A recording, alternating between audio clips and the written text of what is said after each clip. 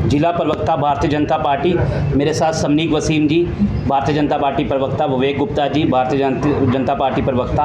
आज आप सब मीडिया बंधु यहाँ पे आए, आपका बहुत बहुत धन्यवाद और आपको और पूरे जम्मू कश्मीर को नवरात्रे की हार्दिक शुभकामनाएं।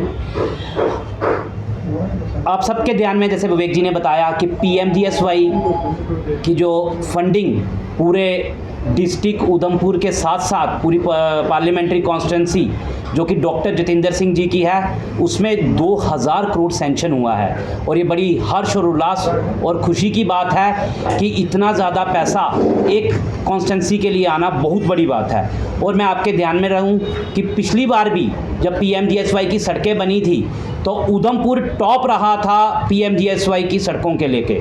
और आज जो डिस्ट्रिक्ट हमारी उधमपुर है, जिसमें हमारी 4 विधानसभाएं हैं, उन चारों विधानसभा के लिए पुनः एक बारी फिर से हमें पैसा आया है, जो कल डॉक्टर जितेंद्र सिंह जी ने ट्वीट करके बताया था। और आपके माध्यम से मैं उधमपुर को मुबारकबाद, एक बार एक खुशखबरी दे रहा हूं कि उधमपुर की जो हमारी 4 विधानसभा है, उसमें 17 रोडें बननी जा रही हैं PMGSY की। आप सब ने देखा पिछले दिनों एक भयंकर आपदा आई जिसमें काफ़ी डैमेजेस हुए, उस डैमेजेस के बाद अब इस तरह का फंडिंग आना जिसमें PMGSY को एक गति मिलेगी। 110 किलोमीटर लगभग उधमपुर डिस्ट्रिक्ट के अंदर चारों की चारों विधानसभा के अंदर रोड्स बनने जा रही हैं।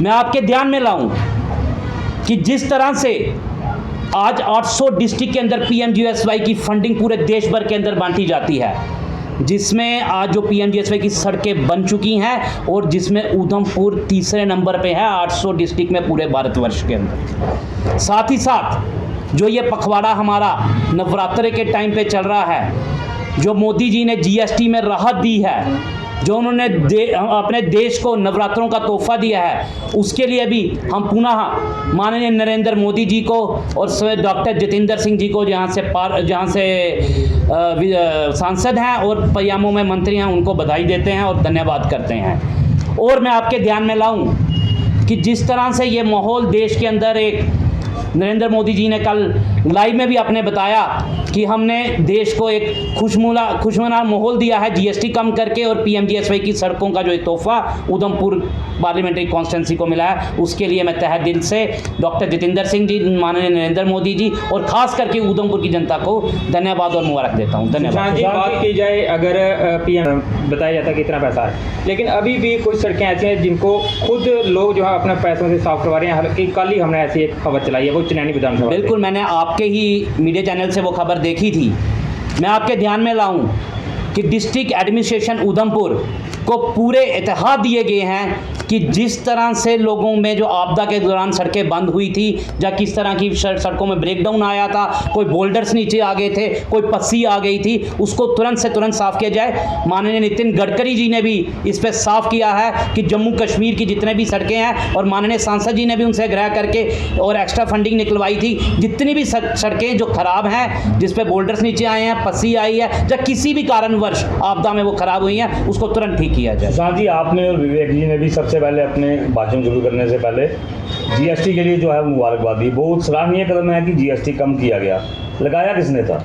देखिए, आपके ध्यान में लाऊं मैं, जिस समय हमारे से पहले कांग्रेस की गवर्नमेंट हुआ करती थी, वैल्यू एडिड टैक्स VAT होता था। GST किसने लगाया? हम पहले किसने क्या लगाया था? GST लगाया। मैं वही आपको मैं आपको वही स्पष्टीकरण कर रहा हूं कि 18% वैल्यू एडिड टैक्स और 28% वैल्यू एडिड टैक्स हुआ करता था। उसको ना ही बढ़ाया गया है और ना ही तब घटाया गया था, उसका सिर्फ नाम GST किया गया था। और आज जब देश को राहत की जरूरत है, फिर इसका मतलब है कि भाजपा जो है वो कांग्रेस की नीतियों पे काम कर रही है? नहीं, बिल्कुल नहीं। कांग्रेस की जो गलत, मैं आपको वही स्पष्ट कर रहा हूं, जो कांग्रेस की गलत नीतियां थी VAT की, उसको आज मोदी जी ने सुधारा है और कांग्रेस को सुधारा है। जो कांग्रेस के खोखले दावे और कांग्रेस के खोखले कारनामे थे, नाम बदलने से, VAT या GST करने से, नाम बदलने से क्या? देखिए, मैं आपको बताऊंगा VAT में जिस तरह से उन्होंने दायरे रखे थे, उसमें कोई टैक्सेशन की पारदर्शिता नहीं थी।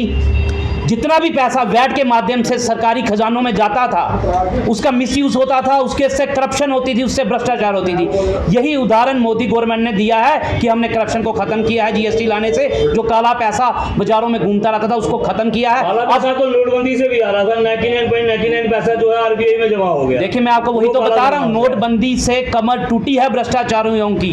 नोटबंदी से कांग्रेस की जो शीर्ष नेतृत्व था, जो कहता था कि हम देश की सेवा करें, जबकि मैं अपनी बात कंप्लीट कर दूं, जबकि वो देश की सेवा नहीं, वो भ्रष्टाचार से लिप्त थे। चाहे कॉमनवेल्थ घोटाला हो, चाहे जीजाजी घोटाला हो, सारे इन्होंने किए। 2000 का नोट तो भाजपा ने लाया था, फिर 2000 का नोट भाजपा द्वारा क्यों? देखिए, जब समय आता है हर चीज का, जब वो समय में दिखा कि इस 2000 से कलेक्शन ज्यादा हो सकती है, तो भाजपा ने तुरंत कदम उठाया। यही भाजपा की तारीफ है। और आपको मैं ध्यान में लाऊं, कांग्रेस ने अगर कोई भी गलत फैसले लिए, उल्टा उन्होंने देश पे गलत फैसले थोपे और देश को नुकसान किया। जबकि भारतीय जनता पार्टी के जितने भी फैसले हैं, चाहे आज पीएमजीएसवाई का फैसला है, भाजपा कहती है कि वो देशद्रोही होगा जो पाकिस्तान के लिए बात करेगा या उसकी हक की बात करेगा उससे।